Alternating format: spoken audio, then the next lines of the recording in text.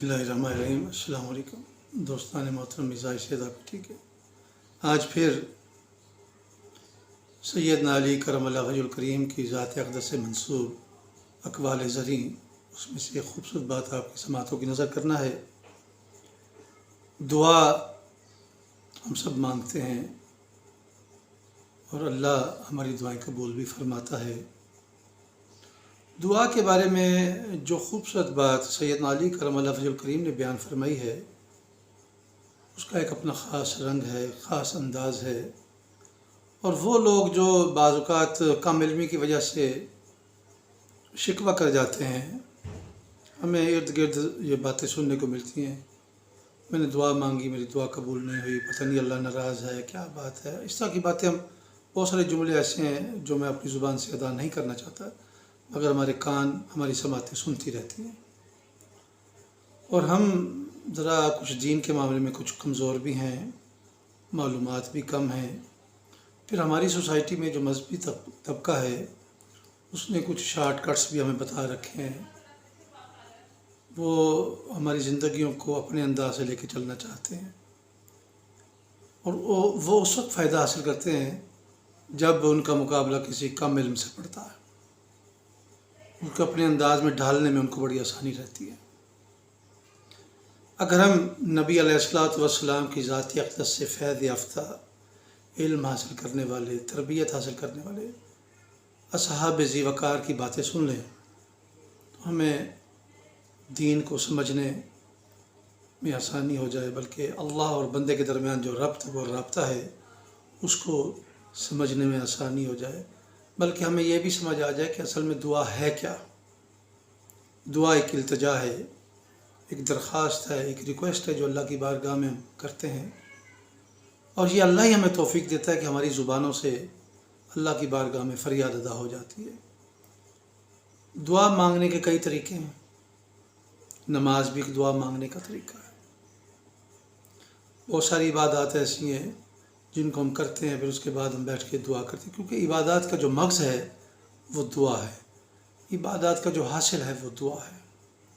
सैयदना अली करमल्लाहु वजहुल करीम दुआ के हवाले से इंतहाई खूबसूरत और नायाब बात करते हैं। आपकी सारी बातें ऐसी हैं कि जिनका कोई नेमुल बदल नहीं है, जिसे हम कहते हैं ना फ़क़ीदुल मिसाल, इस तरह की बातें आपकी रिवायात।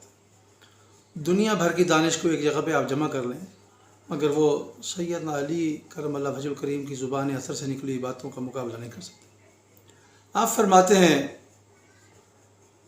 मैं अल्लाह की बारगाह में दुआ करता हूँ, मेरी दुआ पूरी हो जाती है, मैं बड़ा खुश होता हूँ। और बसा औक़ात मैं दुआ करता हूँ, मेरी दुआ पूरी नहीं होती तो मैं और भी ज़्यादा खुश होता हूँ। अब इस चीज़ को समझना है।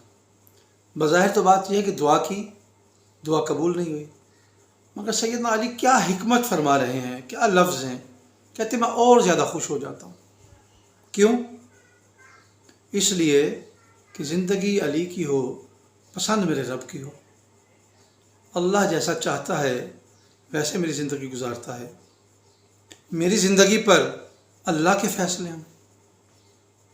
अगर आप इस बात को समझ जाएं तो कितनी लुत्फ़ वाली बात है कि मैंने अल्लाह की बारगाह में दुआ की, दुआ पूरी हो गई।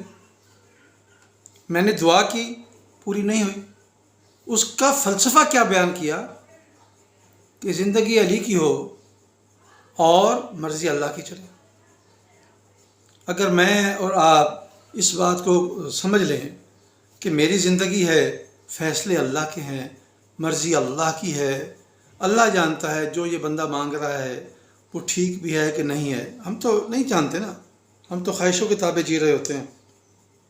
अल्लाह जानता है जो इसने मांगा है कल को इसके लिए क्या होगा, यही बेहतर है या इसमें नुकसान है, या इसका नेमुल बदल क्या दिया जा सकता है, इसको फ़ायदा रहे, इसकी ज़िंदगी के लिए फ़ायदा रहे।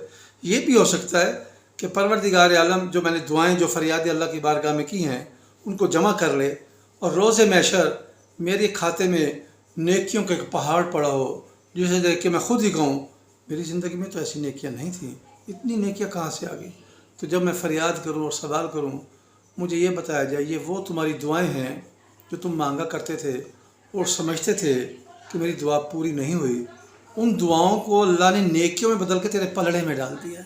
اب بتاؤ تب پوری ہوتی ہیں یا اب اس کا فائدہ ملتا، کیسا رہا؟ تو تب یہی پتہ چلے گا کہ جو فائدہ آج اس شکل میں نیکی کا مل رہا ہے اس سے بہتر تو کوئی تھا ہی نہیں۔ اللہ تبارک و تعالیٰ اپنی محبت عطا فرمائے، نبی علیہ الصلوۃ والسلام سے ہمیں محبت عطا فرمائے، ان کی حیات طیبہ کو سمجھنے کی توفیق عطا فرمائے، جو تعلیمات آپ نے ارشاد فرمائی ہیں اس پر عمل کرنے کی اللہ توفیق عطا فرمائے۔ یقین کیجیے گا ہم انفرادی سطح پر بھی اپنی زندگی کو دین اسلام کے مطابق، اللہ کی رضا کے مطابق، نبی کریم صلی اللہ علیہ وسلم کی تعلیمات کے مطابق ڈھال لیں گے تو یقیناً ایک انسان اچھا ہو جائے گا۔ یعنی اندھیرے میں اگر ایک کمزور سا بلب بھی جلا لیا جائے، بہرحال اندھیرا تو کم پڑتا ہے نا، روشنی ہوتی ہے۔ تو انشاءاللہ ہم اپنے کردار کو اس انداز میں لے کے آگے بڑھیں کہ ہم نے زمانے میں روشنی پھیلانی ہے۔ اللہ تبارک و تعالیٰ ہماری کوششیں قبول و منظور فرمائے۔ بہت شکریہ۔